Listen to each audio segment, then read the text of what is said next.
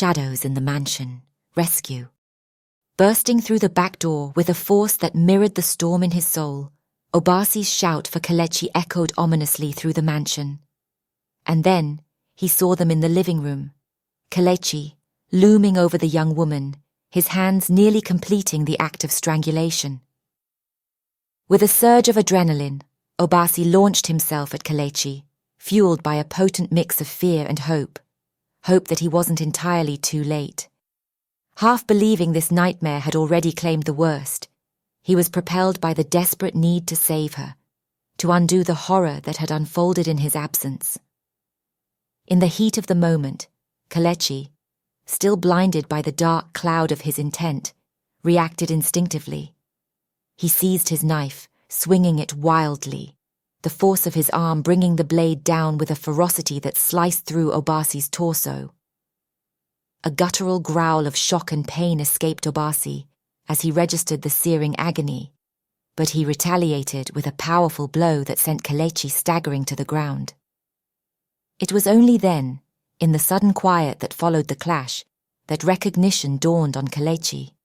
His eyes widened in horror as he realized the man before him was Obasi, and the gravity of his actions hit him. The woman lay motionless, a victim of his unfounded rage. Staring down at his palms, then at the wounded Obasi struggling to stand, Kelechi was overcome with disbelief and horror. Without a word, he fled into the night, leaving behind the chaos he had wrought. Obasi, despite his own searing pain, shifted his focus to the young woman. His heart constricted with dread as he carefully examined her. His hands moved with urgent precision, tracing her body's outline and smoothing out the creases of her dress, while his eyes, filled with intense concern, searched for any indications of stab wounds or blood. A wave of relief momentarily eased his anxiety as he detected the subtle rise and fall of her chest. Gently lifting her into his arms, he felt her body, light but thankfully alive. Relief was short-lived, however, as her eyes flew open, wide with fear and confusion. She screamed, a sharp, disoriented sound, and scrambled away from his grasp. Her sudden movements pressed painfully against his fresh wound, drawing a wince from him as he grappled with pain once again. It nearly brought him to his knees, his hand instinctively clutching at the injury as he realized the extent of his bleeding. The woman hesitated only briefly before the reality of the situation dawned on her. She remembered the violent struggle, Obasi's intervention, and then darkness. Crawling from her corner, she approached Obasi, her actions driven by a newfound determination. She had witnessed him fighting for her life, standing between her and the abyss, and now, in this moment, she knew it was her turn to save him. Their eyes met, a silent understanding passing between them. "Let me help you," she whispered, her touch feather-light on his arm, as though she feared he might shatter under her fingertips. Despite the searing pain that coursed through him, Obasi couldn't help but register the poignant irony in their situation, the stark contrast between their physical sizes and which one of them was more likely to break. There was also an undeniable realization that this was the first time he had heard her speak. Her voice was soft and soothing, cutting through the tumult of the night with the clarity and comfort of a serene melody. Her words, simple yet profound, wrapped around him like a balm, soothing the deeper, invisible wounds that the night's terror had inflicted. "Whoa, stay with me."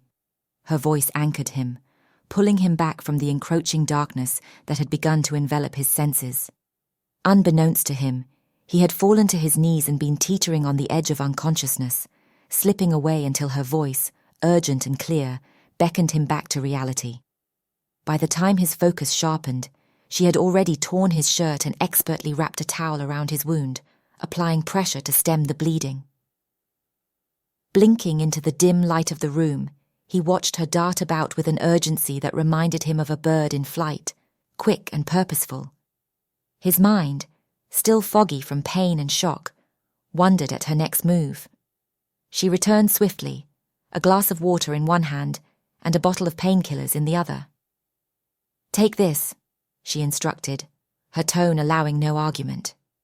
But as she reached for his phone, presumably to dial for help, he found the strength to grasp her hand, halting her actions. "What are you doing?" "I have to call an ambulance, the police," she asserted, her concern etched in her features. No, you don't," he countered, his voice a mix of determination and pain. The thought of involving the authorities, of complicating what had already been a night of unimaginable turmoil, was the last thing he wanted.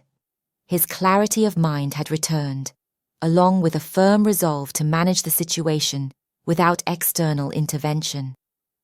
Grimacing against the sharp stab of pain, Obasi attempted to rise, his movements laboured. The wound, though deep, was a clean slice, not a stab, a distinction that mattered little in the face of his suffering, but much in his assessment of the situation. He would live. "Help me up," he rasped, extending a hand towards her. She materialized under his arm with such swiftness, he scarcely registered her movement. It took a moment for him to feel her slender frame bracing to lift him, her determination undeterred despite the apparent futility of her efforts. A flicker of amusement, unexpected given the circumstances, crossed his face at her steadfast will. She was much smaller in person. Rising to his feet was a feat that required all his strength, augmented slightly by her support, though he was acutely aware of the need to avoid crushing her with his weight. "I need to lie down," he managed to say, and together they staggered towards the nearest guest room. The moment he collapsed onto the bed, a grunt of pain escaping his lips, her expression morphed into one of deep concern. I don't know what else to do," she confessed, her voice tinged with uncertainty. "You might have to stitch me up. Can you find a needle and thread?" The words were barely out before he could see the colour drain from her face, her dread palpable even in the dimly lit room. The grin that broke across his face at her reaction was as involuntary as it was revealing. "I've officially lost my mind," he thought, shocked at his own insanity. How could he find amusement, let alone admire her beauty in such a terrible situation? Nevertheless, her beauty in person far surpassed what he had seen through the lens. It was astonishingly hard to believe, and she was much younger up close, as well. She couldn't be more than 20. She was a baby. "It's all right," he mumbled, his voice strained with pain but trying to reassure her. Fumbling with his phone, he added, "There's someone I can call." The person Obasi reached out to was Kehinde, a nurse and a longtime friend whose expertise and discretion he trusted implicitly. To ensure she was fully briefed on the situation before her arrival, he requested a drink of water from the young woman. As she went to get it, that moment of privacy gave him just enough time to explain the evening's harrowing events to Kehinde. Kehinde arrived fully prepared, her medical bag stocked with everything needed to properly treat Obasi's wound. As she worked, Obasi urged her to keep the details of the night confidential, especially regarding the ownership of the mansion and the young woman's accidental residency. Kehinde was accustomed to Obasi's occasional requests for discretion, but this was different. While she carefully stitched the wound, her professional focus was interrupted by Obasi's uncharacteristic behaviour. He checked repeatedly on the young woman, his eyes often lingering on her with a mix of concern and something softer, deeper. Though Kehinde was puzzled by the layers of secrecy and his unexpected protectiveness, a realization dawned on her. The intensity of his concern was not just out of character, it was personal.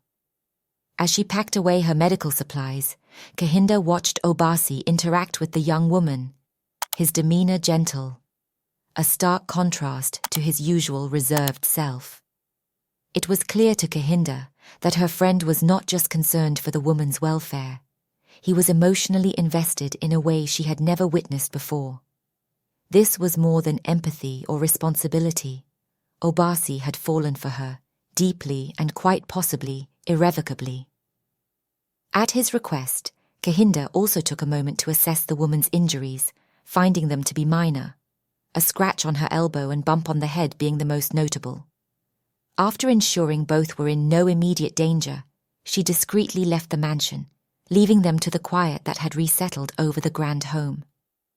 As the young woman returned after seeing Kehinde out, she hesitated at the threshold of his room.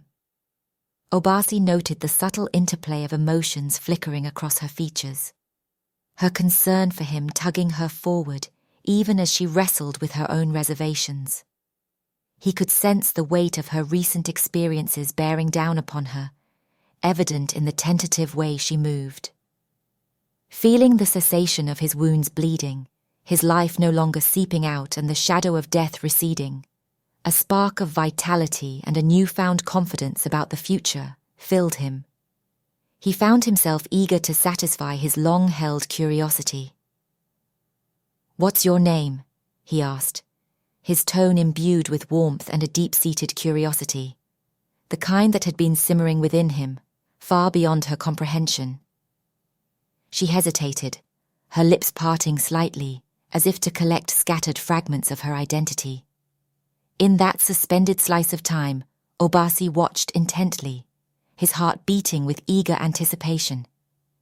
He observed the flicker of uncertainty in her eyes, an unspoken anxiety. "Nasha," she finally answered, her voice cascading through the air like a melody, her name resonating in her enchanting tone, filling the space between them with its soft, haunting echo. Momentarily lost in the haunting beauty of her voice, Obasi closed his eyes to cope with the sensation that it stirred within him. Her weary slump onto the bed next to him jolted his eyes open once more. His gaze followed the motion of her hands as they instinctively moved to massage the tender skin of her throat, still echoing from a cruel grip. "Does it hurt?" he inquired, his voice a blend of warmth and worry. With a slight wince, she murmured, "It'll be worse by morning." She seemed to be bracing herself for the discomfort yet to come. As Obasi tenderly reached out, his fingers traced Nasha's forehead with the care of an artist smoothing the curves of a cherished sculpture. His touch conveyed the finesse of one attuned to the subtle nuances of texture and form. Her skin felt like the finest marble, smooth and warm, as if bathed in sunlight, exquisitely detailed. Each contour and line flowed into the next with a natural perfection that captivated his senses, his touch filled with a deep yearning as he explored the subtle resilience beneath. The slight bump on her forehead, a harsh reminder of her recent ordeal, was treated with a reverence reserved for the most delicate restorations. Relief mingled with a protective fury flowed through him as he realized her injury was less severe than he had feared. He cradled her neck with one large hand, framing her as if she were both a precious and fragile sculpture, feeling the pulse of life beneath the soft surface.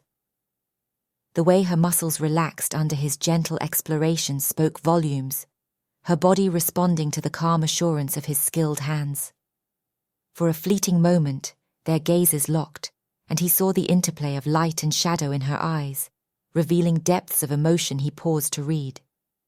In that exchange, Obasi's appreciation of beauty, honed by years of discerning the finest details in art, found a new focus. Nasha was a living embodiment of grace under pressure, her every response and contour telling a story more poignant than any artifact he had ever curated.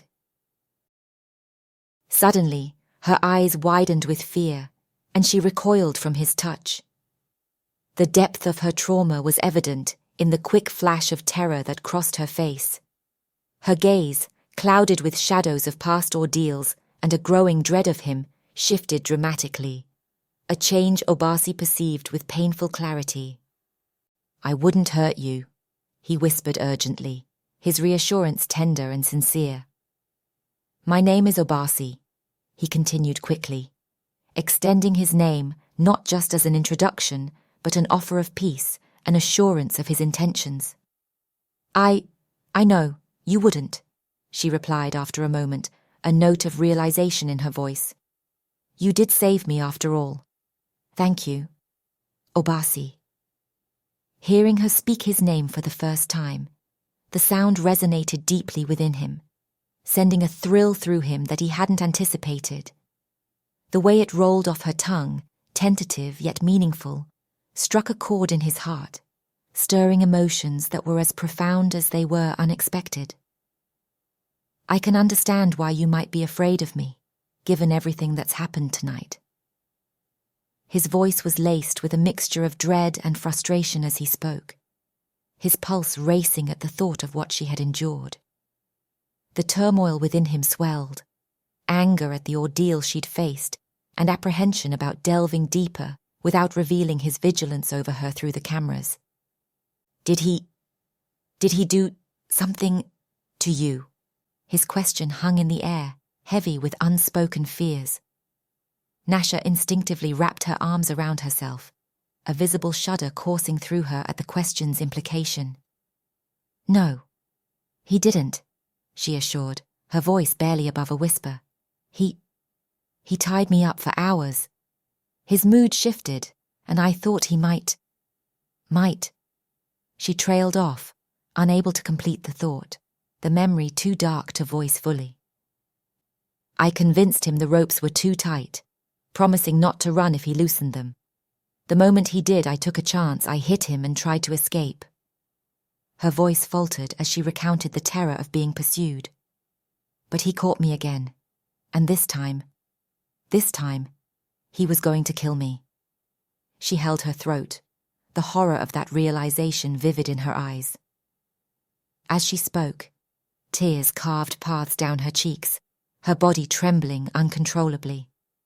Her gaze drifted to a point beyond the walls of the room, to a place where the memories lived vividly. Obasi watched, his heart clenching as he witnessed Nasha's deep distress. A fierce rage surged within him, nearly overpowering in its intensity. Thoughts of Kelechi, the man responsible, ignited a fiery desire within him to deliver justice with his own formidable strength. The stark contrast in size between Nasha and Kelechi fueled his anger further, the thought of what Kelechi might have been contemplating making his blood boil.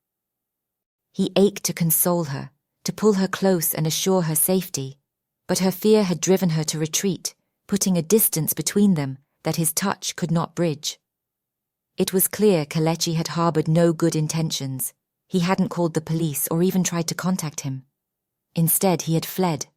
But Obasi was determined. He would find him. The question haunted him, gnawing at his mind. Why? Why was Kelechi intent on harming this delicate girl? Obasi's resolve hardened. He would not rest until he had answers and ensured Nasha's safety. Later that night, Nasha stood motionless, cautiously observing Obasi from the room's doorway, wrestling with the conflicting impulses to seek comfort in closeness to him, or maintain the safety of distance. Despite believing Obasi's assurances that he meant her no harm, the shadows of fear clung tightly, refusing to be dispelled. He wasn't her aggressor, yet the reality that he was an unknown and significantly more imposing figure than the one who had attacked her loomed large in her mind. She scrutinized his peaceful face, looking for reassurance in his closed eyes. The gentle sound of his snoring soon calmed her nerves, confirming he was deeply asleep, likely due to his injuries or the nurse's care. With Obasi unconscious, the immediate threat seemed to vanish, yet a new dilemma unfurled. She yearned to retreat to the master bedroom, to put physical space between her and Obasi. Yet the fear of encountering her attacker beyond the doorway paralyzed her. Memories of nights spent in less secure places, where every sound was a potential threat, flooded her mind, heightening her alertness. Every slight noise, a distant car passing, the subtle creak of the house settling, spiked her anxiety, sending her heart racing. She glanced back at Obasi, weighing her options carefully. She knew she needed to secure the room in case her attacker returned, but the idea of being completely isolated with Obasi filled her with unease. After a moment, she decided on a middle ground, leaving the door slightly open and positioning herself in the room's farthest corner, behind Obasi.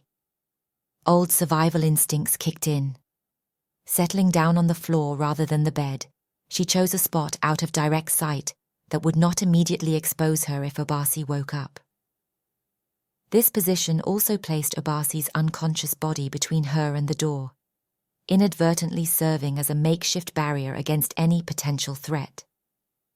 Though she did not intend to use him as a shield, his presence unwittingly gave her a sense of safety, providing a mixed comfort amidst her fears.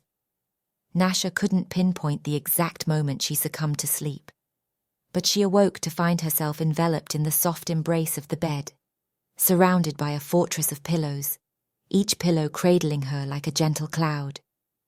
She felt the fine fabric of the sheets against her skin, smooth and cool. The morning sunlight streamed through the curtains, bathing the room in a soft golden hue. Disorientation lingered for a fleeting moment before the reality of her surroundings crystallized in her mind. In a sudden rush of panic, her breath caught. Her movements became frantic as she tossed aside the heavy blankets, her hands causing the surrounding pillows to tumble in a soft cascade to the floor. Her eyes scanned the room desperately for Obasi, the man she distinctly remembered leaving asleep in this very bed. His absence sent a sharp jolt of confusion and worry coursing through her veins as she struggled to piece together the puzzle of her unexpected solitude. In the next instant, her hands moved quickly, almost of their own accord, fluttering over her body in a rapid search for any new marks or injuries. Relief washed over her as she discovered that the only injuries present were those she vividly remembered from the night before. Nothing new had befallen her while she slept. A wave of gratitude surged within her, momentarily easing the knot of fear in her stomach, her breathing slowing as the immediate fear subsided. However, as the quiet of the room settled around her, the events of the previous night surged forward in her mind. Her hand moved instinctively to her throat, touching the tender area as a vivid flashback of the assault flashed before her eyes. "Oh God, last night," she whispered, her voice breaking with the weight of her memories. She cradled her head in her hands. The anticipated pain was there, more intense as the adrenaline of her waking panic faded, leaving her to fully feel the physical reminders of her ordeal. Her mind replayed the terrifying moments, each one casting a longer shadow across the new day's light. As Nasha sat amidst the chaos of tossed pillows and crumpled sheets, her breath steadied but her spirit remained unquiet. She realized she couldn't stay hidden in this room indefinitely, despite the transient safety it offered. With each passing minute, the need to understand her situation and map out her next steps grew more urgent. Summoning the remnants of her resolve, Nasha slowly rose from the bed, her movements cautious as she approached the doorway. She paused at the threshold of the guest bedroom, her heart thumping heavily with a mix of fear and uncertainty. She hesitated, unsure if she was brave enough to search for the large man, Obasi, who had mysteriously disappeared from the bed. Last night, he had been her protector, but today was a new day, and he could be a different man entirely. What if he hadn't left? What if he turned on her? Tentatively, she moved through the mansion, her presence barely a whisper against the vast silence of the hallways.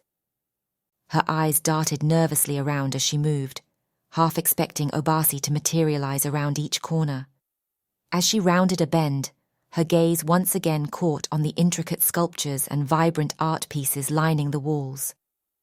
Each piece seemed to pulse with life, as if imbued with the heart and soul of its creator, so genuine and pure, qualities Nasha had rarely encountered in her life. These were not mere decorations, but tributes to love and meticulous care, clear signs that this place was cherished deeply by someone. There was no certainty about who owned this place, yet it was her fault that intruders had unwittingly followed her here. She never should have returned a second time. This mansion wasn't meant to be her sanctuary, yet it had become one by accident. The thought of her unwitting role in bringing danger here weighed heavily on her. She should have been more cautious, should have secured the back door upon entering, but in her panicked flight that day, such details had escaped her. Nasha hoped Obasi had already left the house. Given his injury, it would only make sense for him to seek urgent medical care. This entire ordeal was a mistake. She was never meant to be in this mansion, hidden away as though she belonged. If Obasi had departed, she could securely lock the door behind her and vanish as she always did, without a trace. First, though, she needed confirmation that he was truly gone. Now, as she approached the master bedroom to step inside, the room's warmth enveloped her, as it always had, despite its grand size. It was designed with such care and affection, so unlike the cold, unwelcoming places she had known.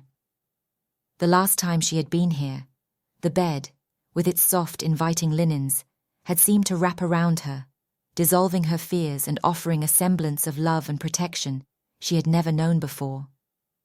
This room, more than any other, seemed designed by a man deeply in love with its occupant, a woman surely cherished above all.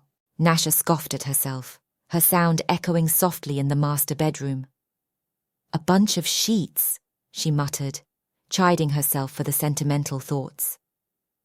Yet, even as she planned her departure, ensuring she left everything untouched, the sense of safety and affection she had experienced here lingered, making the idea of leaving all the more poignant.